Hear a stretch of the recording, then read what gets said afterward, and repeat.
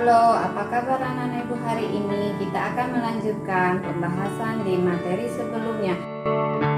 Hari ini masih pembahasan di materi yang keempat, yaitu globalisasi, subtema 2, globalisasi dan manfaatnya. Pembelajaran kita hari ini pembelajaran yang kelima, tentang muatan, IPS, dan SPDB. Adapun materi yang kita bahas hari ini, IPS, tentang peran Indonesia dengan negara-negara ASEAN dalam memerangi narkoba, dan SPDB pada materi reklame. Tahukah kamu, Indonesia merupakan salah satu pendiri Asia. Sejak didirikan pada tahun 1967, Indonesia pernah menjabat sebagai Ketua Asia pada tahun 1976, 2003, dan 2011.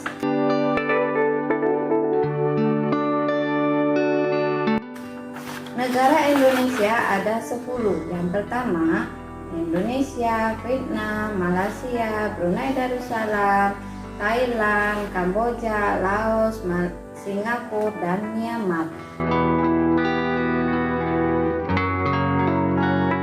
Kenapa Indonesia bisa bergabung dengan ASEAN? Karena Indonesia memiliki persamaan letak geografis, dasar, kebudayaan, nasib, dan kepentingan di berbagai bidang dengan negara-negara di Asia Tenggara lainnya.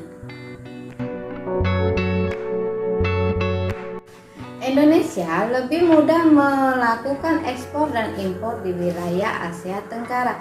Pendirian Indonesia memberikan manfaat terhadap perdagangan antar negara di Asia Tenggara. Manfaat Indonesia mengikuti ASEAN ini, yang pertama, menciptakan stabilitas, perdamaian, dan keteraturan di kawasan Asia Tenggara. Yang kedua, menjalin kerjasama di bidang pembangunan dan percepatan kemajuan ekonomi. Yang ketiga, sebagai wadah untuk memperjuangkan kepentingan nasional di forum internasional. Peran Indonesia pada ASEAN yaitu di bidang ekonomi.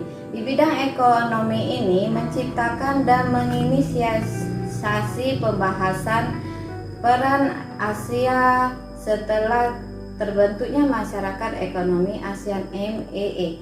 Yang kedua, di bidang kelautan, yaitu mendorong penguatan kerjasama keamanan maritim dengan mencegah pemancingan ilegal. Dan yang ketiga, bidang politik dan kemanusiaan, berperan aktif membangun dan membantu masalah kemanusiaan di Rohingya, negara Myanmar. Yang keempat, di bidang ketenagakerjaan, berbagai cara, yaitu berhasil meyakinkan untuk menyepakati deklarasi Vietnam sebagai upaya menghapus diskriminasi kerja dan memberi jaminan perlindungan pekerjaan. Sejumlah perwakilan Badan Pengendalian Narkotika negara anggota se-ASEAN membahas rencana kerja pemberantasan peredaran gelap narkotika. Sebagai tuan rumah, BNN menggunakan naungan untuk genderang perang terhadap kejahatan narkoba menghadapi MEE, Masyarakat Ekonomi ASEAN, di tahun 2016. Peran Indonesia dalam kerjasama mengatasi peredaran obat-obatan terlarang terwujud dalam: 1. Peredaran obat-obatan terlarang menjadi kejahatan lintas negara yang harus diatasi oleh negara-negara ASEAN. Yang kedua, obat-obatan terlarang memberikan dampak negatif terhadap generasi muda.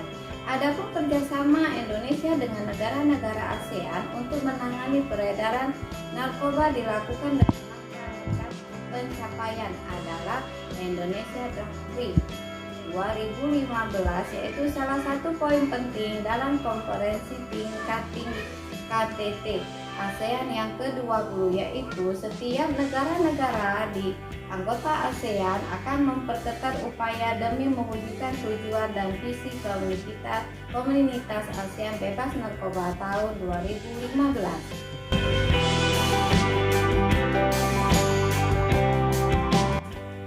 Membahas masalah reklame. Apakah itu reklame? Reklame merupakan suatu media yang digunakan untuk menyampaikan informasi secara singkat kepada khalayak ramai secara kontinu, baik melalui media gambar, teks, ataupun audio.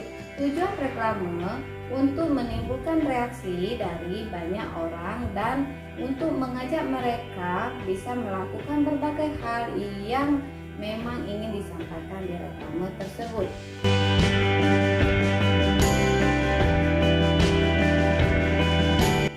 Jenis-jenis reklame yang pertama berdasarkan pengadaan reklame itu ada dua, yaitu reklame komersil dan reklame non komersil.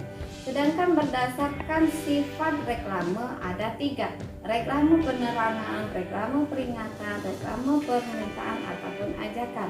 Berdasarkan tempat pemasangannya reklame ada dua. Yang pertama reklame indoor, yang kedua reklame outdoor.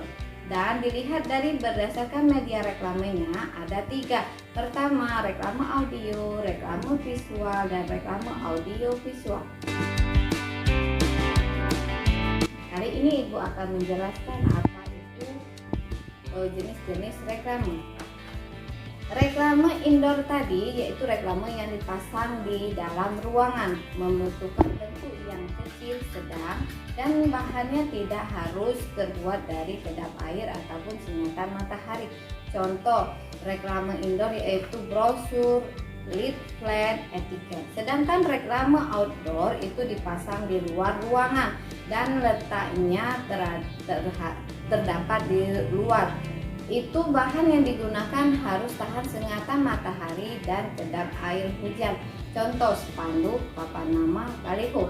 Sedangkan berdasarkan media tadi, reklame itu ada tiga, yaitu reklame audio itu menggunakan suara secara langsung ataupun tidak. Kalau reklame visual itu menggunakan gambar. Gambar yang digunakan gambar yang menarik dengan warna-warna yang terang.